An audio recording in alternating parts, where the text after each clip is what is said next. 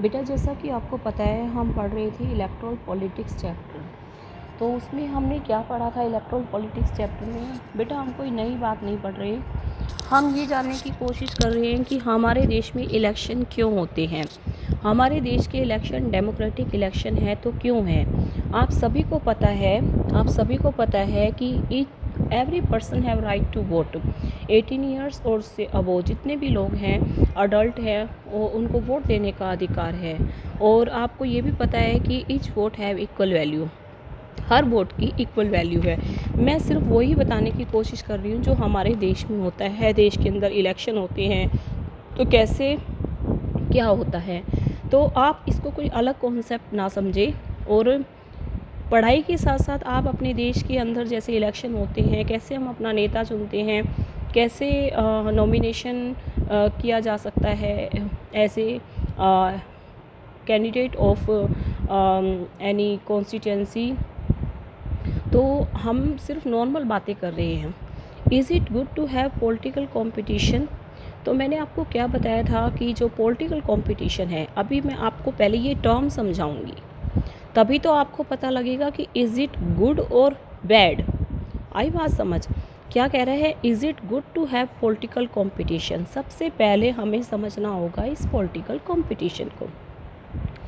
जैसा कि आपको पता है हमारे देश में है 750 से भी ज़्यादा पार्टीज़।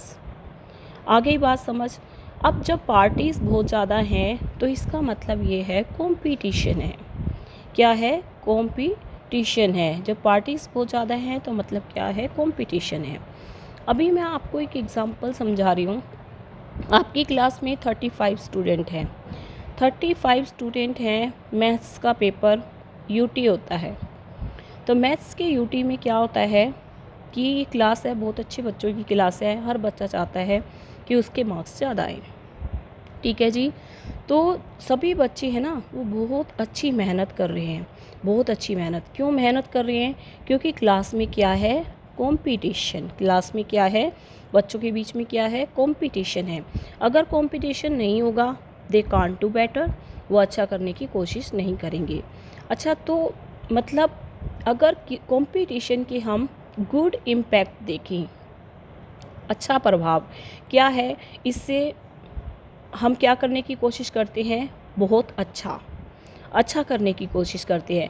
अगर हम इसका बैड इम्पैक्ट देखें, क्या हो सकता है भाई? हर पहलू का अच्छा बुरा दोनों इम्पैक्ट होते हैं। तो इसका बैड इम्पैक्ट क्या हो सकता है कि 35 स्टूडेंट्स ने मैथ्स का यूटी दिया। ठीक है, तो सपोज़ करिए यूटी था 20 मार्क्स का। अब एक बच्चा जो हमेशा फर्स्ट आता था, फर्स्ट पोजीशन पे, उसके आ गए 20 मार्क्स। सपोज़ करिए आगे 19.5 मार्क्स। और एक बच्चा जो सेकंड पोजीशन पे आता था उसके आगे 20 मार्क्स।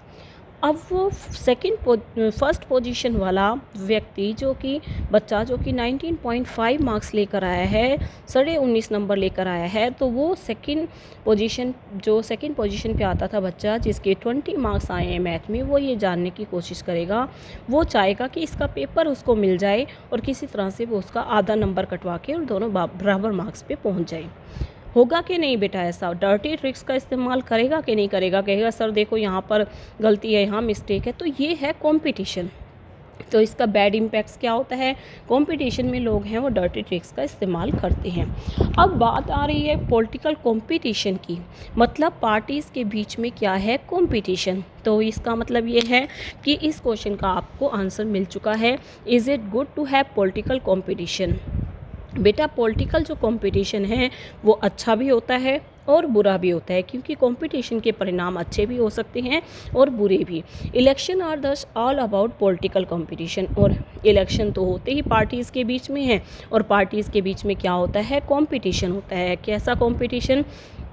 हर पार्टी यही चाहती है कि वो इलेक्शन जीते। समझ आई बात? This competition takes various forms. और कई बार ये कंपटीशन है ना वो अलग अलग तरीके से देखने को मिलता है। Most obvious form of this competition among political party.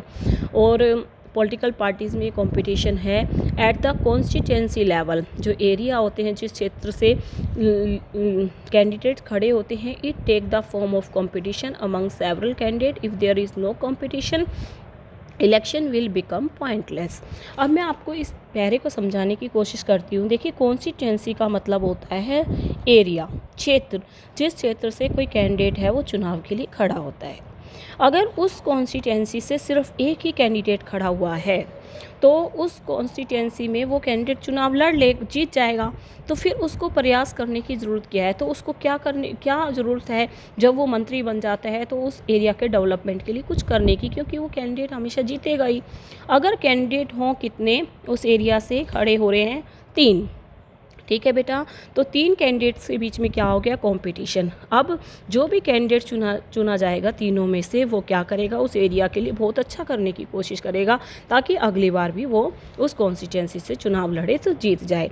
तो मेरी बात आप समझ पा रहे होंगे। यदि कंपटीशन नहीं है तो इलेक्शन क्या है? पॉइंटलेस है, कोई फ़ायदा नहीं है ऐसे इलेक्शन का। कंपटीशन हर जगह होना चाहिए बेटा, क्लास में भी कंपटीशन होना चाहिए, तभी तो आप बच्चे अच्छा कर पाओगे। But is it good to have political competition? अब ये वही क्वेश्चन पूछ रहा है जो इसने स्टार्टिंग में किया था, क्या ये अच्छा है पॉलिटिकल कॉम्पिटिशन? तो क्लियरली एन इलेक्ट्रल कॉम्पिटिशन। बेटा, पॉलिटिकल कॉम्पिटिशन को हम बोलते हैं इलेक्ट्रल कॉम्पिटिशन भी। ये क्वेश्चन इस फॉर्म में भी आ सकता है कि बताइए पॉलिटिकल कॉम्पिटिशन की मेरिट्स और डीमेरिट्स। ये क्वेश्चन इस फॉर्म में भी आ सकता है कि बताइए इलेक्ट्रल कंपटीशन की मेरिट्स और demerits. It creates a sense of disunity. बेटा, पॉलिटिकल कंपटीशन और इलेक्ट्रल कंपटीशन क्या क्रिएट करता है? डिसयूनिटी क्रिएट करता है। You would heard of people complaining party politics in your area locality. आपने सुना होगा कि कई लोग हैं कंप्लेंट करते हैं कि ये पार्टी है वो बहुत ज़्यादा पॉलिटिक्सबाजी कर रही है लोकेलिटी में, different political parties and leaders. आपने देखा होगा जब चुनाव आने वाले होते हैं ना, तो एक पार्टी का लीडर दूसरे पार्टी के लीडर्स पर एलिगेशंस लगाता है। यानी कि एलिगेशंस का मतलब क्या होता है बेटा? झूठे आरोप लगाता है कि ये जो लीडर है ये तो भाई भ्रष्टाचारी है, ये तो खूब पैसा लेता है, ये लोगों के अपनी शर्तों को पूरा नहीं करता, इसने ये शर्त प्रॉमिस किया था लोगों को पर ये इसने पूरा नहीं किया। चुनाव के समय ये सब बातें आम होती हैं। Parties and candidate often use dirty tricks. और पार्टीज़ और कैंडिडेट दोनों ही लोगों को पैसों का प्रलोभन देते हैं, दोनों ही लोगों को कई तरह का प्रलोभन देके चुनाव जीतने की कोशिश करते हैं। Some people say that this pressure to win electoral fights does not allow sensible long term।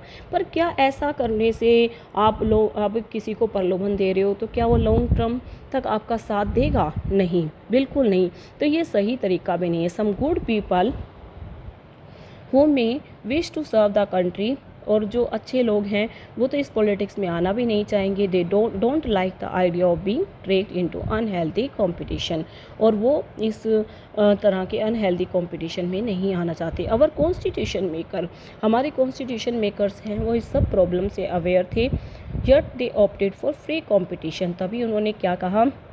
Election होगा तो इलेक्शन में सभी के लिए क्या होगा? फ्री कंपटीशन होगा, हम अपने फ्यूचर लीडर का चुनाव खुद कर सकते हैं। They did so because this system works better in the long term. और ऐसा इसलिए किया गया ताकि लॉन्ग रन तक वो लीडर हैं वो रह सकें। In an ideal world all political leaders know what is good for people and motivated only by a desire to serve them. आज हर पॉलिटिकल लीडर्स को पता है, आपके देश में जितने भी पॉलिटिकल लीडर हैं ना बेटा, उनको पता है कि उनके लिए क्या अच्छा है, लोगों के लिए क्या अच्छा है, कैसे वो लोगों को, अगर लोगों की इच्छाओं को उन्होंने पूरा नहीं किया तो किस तरह से उनको अगले चुनाव में वोट नहीं मिलेंगे। Political competition is not necessary in such an ideal world, but this is not what happens in real life. Political leaders all over the world, like other professional, are motivated by बेटा सभी को अपना career बचाना है। जैसे इस world में बाकी लोग करते हैं ना भाई, अपना कैरियर बचाने के लिए, तो पॉलिटिकल लीडर्स है ना, इनका भी कैरियर होता है। ये चाहते हैं कि अगले 5 साल बाद भी नहीं नेता चुना जाए, तो ये लोगों की विशेज़ को पूरा करने का काम करते हैं, कुछ विशेज़ को पूरा करते हैं। They want to remain in power, ये चाहते हैं कि पावर में रहें, पोजीशन पे रहें। They may wish to serve the people as well, इसीलिए लोगों की जो डिमांड्स होती हैं, विशेज़ होती हैं, उनको भी ध्यान में रखते हैं जब ये अपनी ड्यूटी परफॉर्म करते हैं। Besides even when they wish to serve the people they may not know what is required to do so, और ideas may not match what the people really want.